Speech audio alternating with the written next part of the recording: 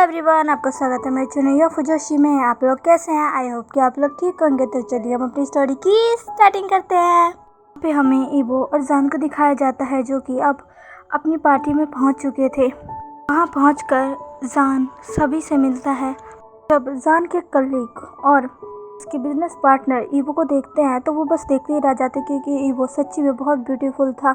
उनमें से एक जान से कहता है, मिस्टर जान, क्या ये आपका पार्टनर है? जान हाँ में अपना सिर हिला देता है। तो वो कहता है, सच में ये बहुत सुंदर है, सच में आपकी चॉइस बहुत अच्छी है। वो ऐसा कहकर ईबो को पूरा ऊपर से नीचे तक देखने लगता है। ईबो पर उसकी ऐसी नज़र जान को बिल्कुल भी अच्छी नहीं लगती और ईबो भी उस इंसान के वर्ड से थोड़ा अनकंफर्टेबल हो जाता है क्योंकि वो शख्स बस लगातार ईबो को ही घूर रहा था। जान को ये देखकर बहुत तेज गुस्सा आ रहा था, इसलिए जान ईबो को उसकी कमर से खींचकर अपनी तरफ ले आता है। वो जान से थोड़ा सा दूर था जब वो जान के साथ ही था, पर उनके बीच थोड़ा सा डिस्टेंस है। लेकिन जान अब ईबो को वेट से पकड़कर अपने करीब खींच लेता है और उस शख्स की तरफ देखकर कहता है, आपने बिल्कुल सही कहा, ये मेरा है और ये मेरा ही रहेगा। ऐसा कहकर जान उसी के सामने ईबो को किस कर लेता है। जान का ये सडन रिएक्शन देखकर ईबो पूरा चौंक जाता है। जान अब ईबो से अलग हो जाता है और ईबो जो कि ब्लश कर रहा था, उसके चेहरे पर एक छोटी सी स्माइल थी। जान अब उस इंसान को देखने लगता है। वो इंसान भी जान की ऐसी इंटेंस नज़रों को देखकर थोड़ा डर सा जाता है और वो जान से कहता है, मैं आपसे बाद में मिलता हूँ। जान भी अपना सिर हाँ में हिला देता है और वो शख्स वहाँ से चला जाता है। जान के चेहरे पर एक स्माइल आ जाती है। भी वहाँ पर जान का एक फ्रेंड आ जाता है और कहता है, हे जान, तुम आ गए। जान उसे देखकर बहुत ही ज़्यादा खुश हो जाता है। कहता है, मुझे तो आना ही था, आखिर तुम बुलाओ और मैं ना आऊँ, ऐसा हो सकता है? वो शख्स कहता है, मैं बहुत थैंकफुल हूँ कि तुम यहाँ आए। वो शख्स ईबो की तरफ देखकर कहता है, ओह ये कौन है, क्या तुम मुझे इनसे नहीं बुलाओगे? जान कहता है, ये मेरा पार्टनर है। शख्स कहता है, ओह ये तो सच में बहुत खूबसूरत है। फिर जान से कहता है, जान मुझे तुमसे बात करनी है। जान हाँ में अपना सिर हिला देता है और जान फिर ईबो की तरफ मुड़कर उसे कहता है, तुम यहीं रहना और कहीं मत जाना, मैं जल्दी आ जाऊँगा। ईबो हाँ में अपना सिर हिला देता है और जान अपने उस दोस्त के साथ वहाँ से चला जाता है। ईबो अब वहाँ अकेला था। उसके पास एक शख्स आता है। शख्स ईबो के करीब आकर कहता है, हेलो मिस्टर शाओ वांग ईबो। ईबो अब उस शख्स की तरफ मुड़कर देखता है। उस शख्स के चेहरे पर ईबो को देखकर एक ईवल स्माइल थी। वो ईबो को अपनी इंटेंस नज़रों से देख रहा था। ईबो को उसे इस तरह देखना अच्छा नहीं लग रहा था। शख्स कहता है, मैंने सही सुना था कि मिस्टर शाओ जान का पार्टनर बहुत ही ब्यूटीफुल है। हाँ, आज देख लिया, आप सच में बहुत ब्यूटीफुल हो, पर आपकी किस्मत बहुत ख़राब है। ईबो ये सुनकर बहुत ही ज़्यादा चौंक जाता है और वो उस शख्स की तरफ देखने लगता है। ईबो उस शख्स से कहता है, आपका मतलब क्या है? वो शख्स कहता है, ओह आप अनजान मत बनिए, क्या आप जान की हरकतों को नहीं जानते? वो क्या करता है क्या नहीं करता, क्या आप उससे अनजान हैं? आपको पता है ना वो कितने सारे लोगों को डेट करता है।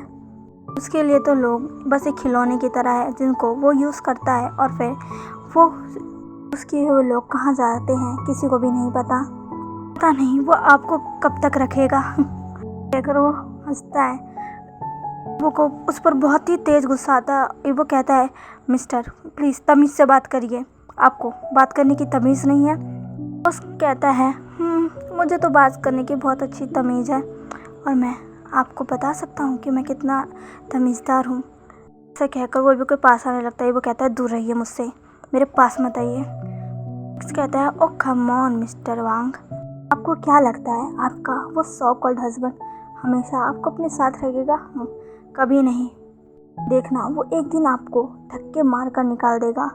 पर आप चिंता मत करिए, अगर उसने आपको छोड़ दिया तो आप मेरे पास आ सकते हैं, मैं आपका बहुत ज़्यादा ख्याल रखूँगा। ऐसा कहकर वो ईबो को देखकर एक ईबो स्माइल करता है और ईबो को बहुत तेज गुस्सा आता है। वो उस शख्स को एक चाटा मारता और कहता है, डिस्गस्टिंग, और वो ईबो वहाँ से चला जाता है। ईबो ने जब उस शख्स को चाटा मारा था तो वहाँ खड़े सारे लोग बस उन दोनों को ही देख रहे थे। वो शख्स सबकी नज़रों को अपनी तरफ महसूस करता है तो वो भी वहाँ से चला जाता है। ईबो अब मिला था और कह रहा था कितना डिस्गस्टिंग शख्स था वो ऐसा कैसे कर सकता है। जानका मेरे साथ ऐसा नहीं कर सकते, नहीं कभी भी नहीं। वो अब उस पार्टी से थोड़ा दूर आ चुका था, तभी उससे एक रूम में से जान की वॉइस आती है। वो जान की वॉइस सुनकर उस रूम के पास जाता है, तब वो जान का दोस्त की आवाज़ सुनता है जो कि कह रहा था, तुम उसका क्या करने वाले हो। जान कहता है, हम क्या करना है, उसे बस धक्के मार कर निकालना है, वो यही डिज़र्व करता है। उसका दोस्त कहता है, अगर वो जाना नहीं चाहता होगा तो। जान कहता है, कैसे नहीं जाएगा, मैं उसे धक्के मार कर अपनी ज़िंदगी से निकालूंगा, उसे जाना ही होगा। तभी जान का दोस्त कहता है, थैंक गॉड कि वो एक लड़का है, वरना तो मैं बहुत मुसीबत में फंस जाते। जान कहता है, क्या मतलब। तभी उसका दोस्त कहता है, अगर वो एक लड़की होता और प्रेग्नेंट हो जाता तब तुम क्या करते। जान कहता है, मैं उस बच्चे को गिरवा देता। सुनकर ईवो बहुत ही ज़्यादा शॉक हो जाता है। भी उसे रूम में से फिर आवाज़ आती है। जान का दोस्त कहता है, क्या तुम सच में ऐसा करते। जान कहता है, उसका दोस्त कहता है, अगर उसने तुम्हारे बच्चे को जन्म दे देता और तुम्हें ये खबर भी नहीं होने देती और फिर एक दिन तुम्हारे पास आ जाता और कहता है ये तुम्हारा बेबी, तब तुम क्या करते। तब जान कहता है, तब मैं उस बेबी को रख लेता और उसे अपनी ज़िंदगी से धक्के मार कर निकाल देता, क्योंकि मैं उस शख्स को अपनी लाइफ में और नहीं देख सकता। वो बस मेरी ज़िंदगी में एक कांटे की तरह है जो हर दिन मुझे बस चुभता रहता है।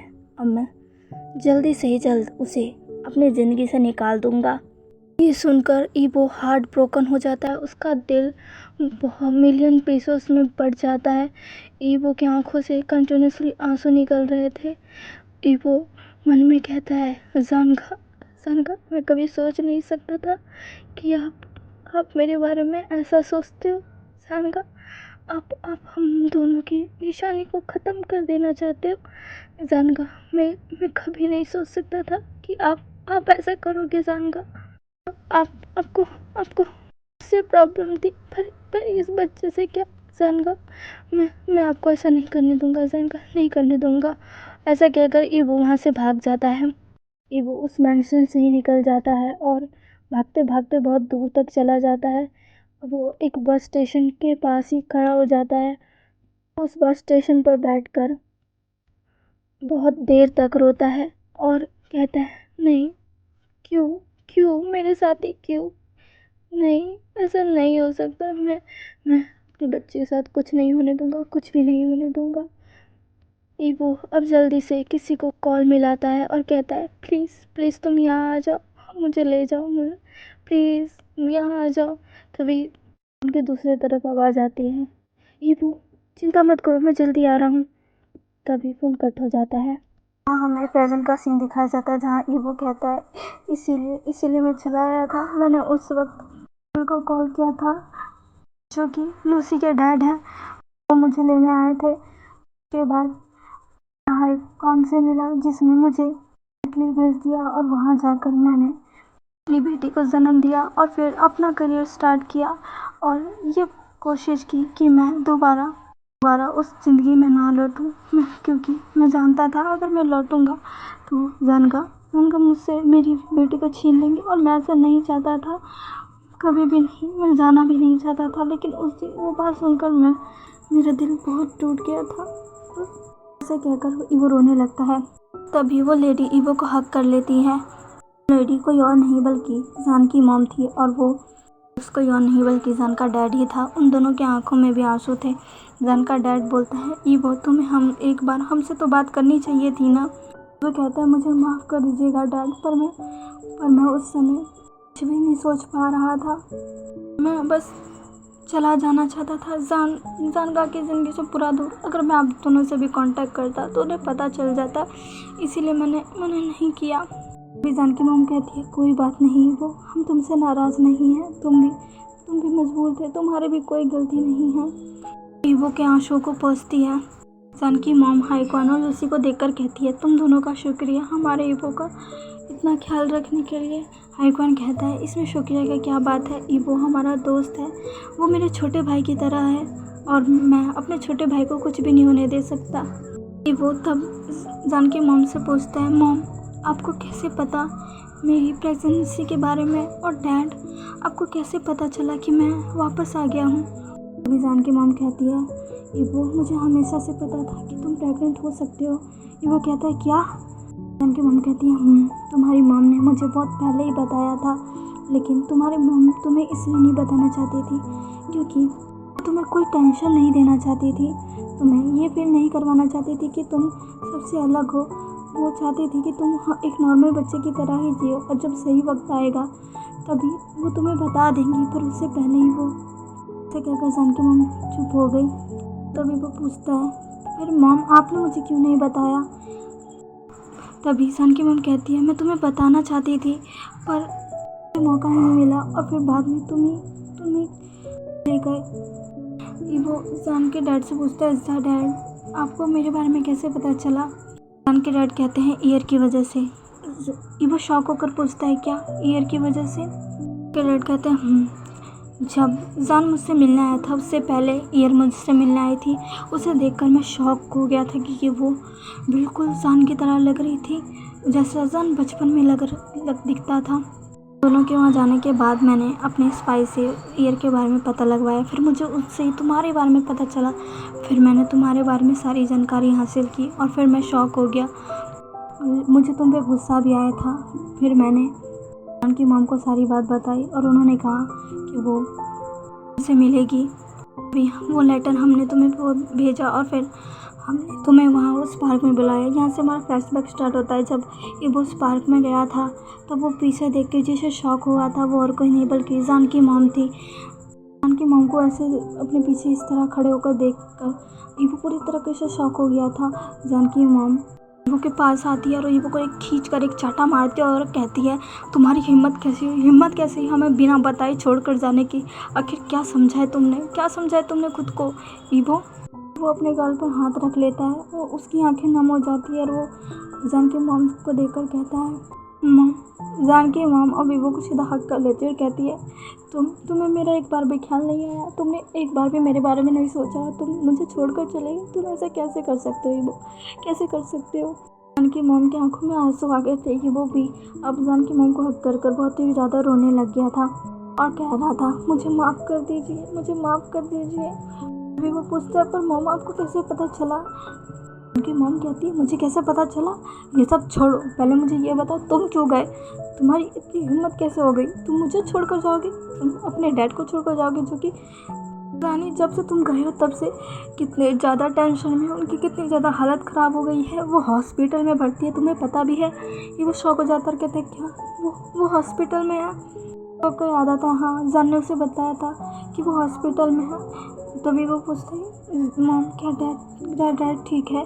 तभी जान की मॉम कहती है अब तक तो ठीक है पर तुम्हारे चक्कर में वो ज़्यादा समय तक ठीक नहीं रहेंगे। ये वो कहता है मॉम की मॉम कहती है मैं ठीक ही कह रही हूँ, जब से तुम गए हो वो तुम्हारी वजह से ही इतने ज़्यादा टेंशन में, कब से तुम्हें ढूंढ रहे हैं, जब से तुम गए हो तब से तुम्हें ढूंढे जा रहे और आज जाकर तुम मिले हो और वो भी इस तरह एक बच्चे के साथ। शौक ज़्यादातर कहता है कि मॉम आपको जान की मॉम कहती है हाँ मुझे सब पता चल गया और अब तुम मुझसे कुछ भी नहीं छुपा सकते। वो बस अपना सर नीचे कर लेता है। मॉम कहती है बताओ वो तुम क्यों गए थे? वो कहता है मॉम मैं आपको सब बताऊंगा पर अभी नहीं। तभी जान की मॉम कहती है कम? वो कहता है मैं सब बताऊंगा मॉम, पर जान की मॉम कहती है वो तुम सोच भी नहीं सकते तुम्हारे डैड और मेरी क्या हालत थी जब तुम हमें छोड़कर चले गए थे। वो हम तुमसे नाराज़ नहीं हैं, हमें पता है जो कुछ भी हुआ है जान की वजह से हुआ है, हम तुमसे गुस्सा नहीं हैं। हमें एक बार तो हमें हमारे बारे में सोचना चाहिए था। वो कहता है माफ़ कर दीजिए मॉम। की मॉम कहती है अब कोई नहीं, अब तुम हमारे साथ रहोगे। तभी वो कहता है नहीं मॉम मैं नहीं रह सकता। कि मॉम कहती है क्यों? तभी वो कहता है मॉम अब मेरी एक अलग लाइफ है, मैं ईयर के साथ रहता हूँ और मैं जानगा के पास वापस नहीं आ सकता। तभी जान की मॉम कहती है तुम फैसला करोगे कि तुम कहाँ रहोगे? तुम अपने माँ बाप को छोड़कर अकेले रहोगे? तुम्हें हमारी कोई फिक्र नहीं है? वो कहते हैं नहीं मॉम ऐसा नहीं है। तभी जान की मॉम कहती है बस मैं कुछ नहीं सुनना चाहती। उनके डैड कुछ ही दिन में डिस्चार्ज होकर आने वाले हैं घर, तभी तुम हमें सारी सच्चाई बताओगे और तब तक तुम मेरे कांटेक्ट में रहोगे और मुझसे हमेशा बात करते रहोगे। ये वो हाँ मैं अपने सिखलाते कहता है जी हाँ अब जैसा कहेंगे मैं वैसा ही करूँगा। तब से लेकर ईवो और जान के मॉम के कांटेक्ट में था। और आज जब जान के डैड घर आ चुके थे तब वो हाई कर्नल लूसी के साथ वहाँ पहुँचा था। हाई कर्नल लूसी को भी उसने सारी सच्चाई बता दी थी और तीनों ही आज यहाँ शाओ मैंसन में आए थे। जान को बिल्कुल भी खबर नहीं थी कि ईवो शाओ मैंसन गया है। और वहीं ईवो सारी बातें जान के मॉम डैड को बता देता है। तो चलिए गाइस, आज के लिए बस इतना ही। आज का पार्ट आपको कैसा लगा प्लीज़ मुझे कमेंट करके ज़रूर बताइएगा। प्लीज़ मेरे चैनल को लाइक, सब्सक्राइब एंड शेयर कर दीजिएगा। मिलते हैं इसके नेक्स्ट पार्ट में। बाय।